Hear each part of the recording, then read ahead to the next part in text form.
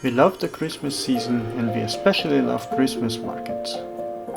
Every year we travel to as many of them as we can fit into our schedule. This year we decided to visit one of the oldest ones, the Salzburger Christkindlmarkt. Besides it being one of the oldest, it's also one of the biggest.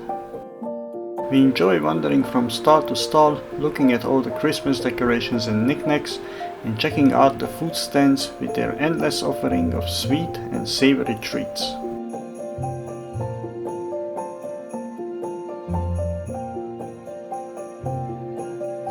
Our favorites are the mulled wine and the roasted chestnuts, but I will happily give in to temptation and try a donut or a sweet pretzel.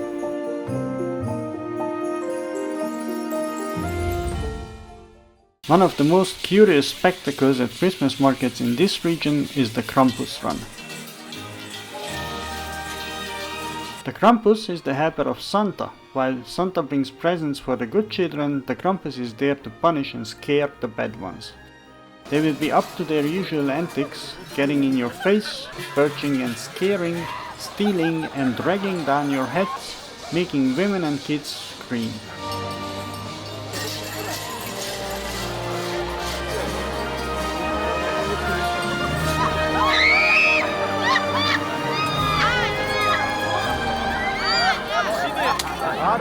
And whatever you do, don't grab his horns or he will drag you out of the crowd and give you a well-deserved birching. But where does this strange tradition come from? Although I am from a country that has also these traditions, I never really asked that question until we saw another group of masked people at our local Christkindlmarkt. We saw a Perchten laugh.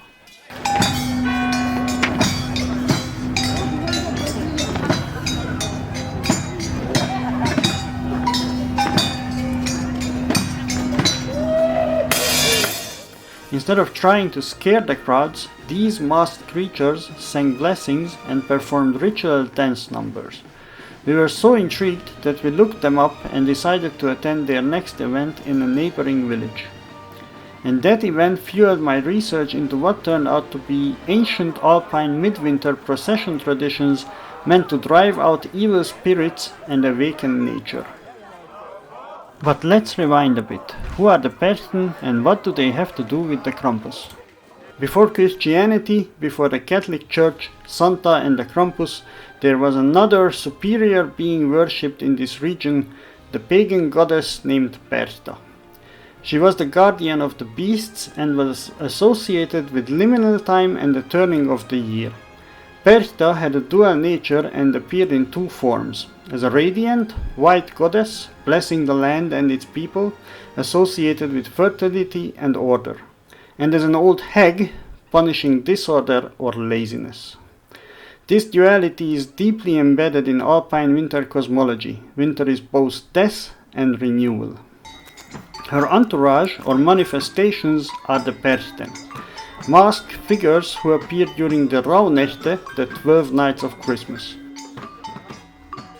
They come in two varieties, the Schönperchten or beautiful Perchten who give blessings, and the Schiach-Perchten or ugly Perchten who chase away evil spirits.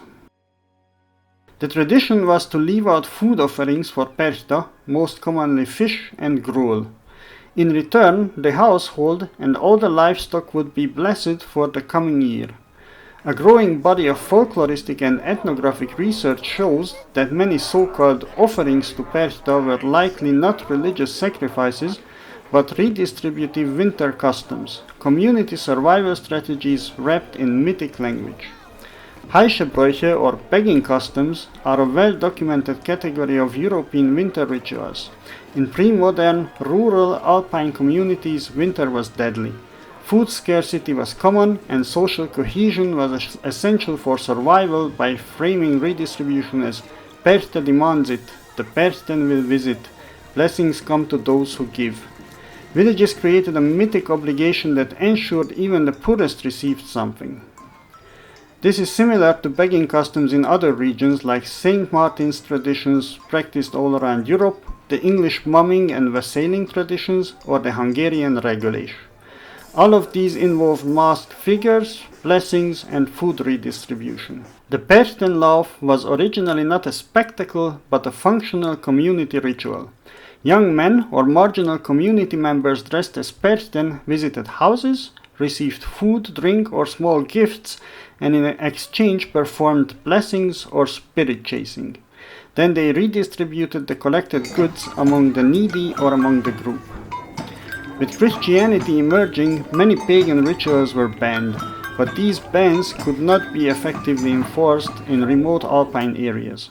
Nonetheless, the church actively tried to demonize old female goddesses like Perchta, Frau Holle, Diana, and Lilith. This is how Perchta was morphed into a demon-like witch who, instead of bringing blessings, would steal children and cut people's bellies open to fill them with stones and hay, earning her the nickname belly slitter. The Catholic Church did to some of these customs what they often did whenever they couldn't replace them.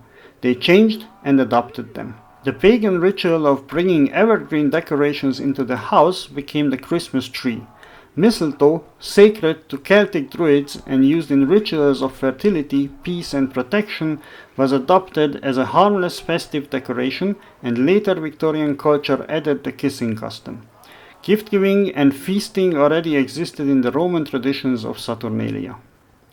During the late Middle Ages, church documents begin condemning Perchtenläufe, midwinter processions, and masked rituals. This is the era of the Thesaurus Pauperum, which condemns poor people performing Perchten-like customs and punishes infringements by death. This causes a break in the Perchten tradition, and it gets replaced by Saint Nicholas and the Christian version of the masked Schiachpercht symbolizing Satan, the Krampus. In the 19th century, the Perchten custom was revived by a renewed interest in folklore and preserving regional identity. Krampus runs today seem to be driven mostly by spectacle and the tourism they attract. But our little, unknown, local Perchtenlauf is community-driven, and I like to think it's motivated by people's need to reconnect with each other and with their heritage and history.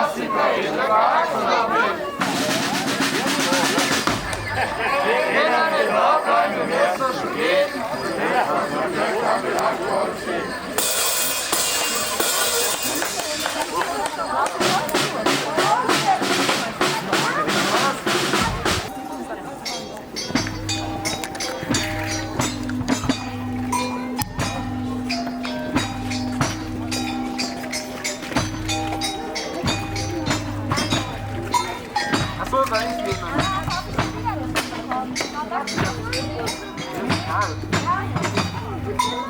da hat die Römer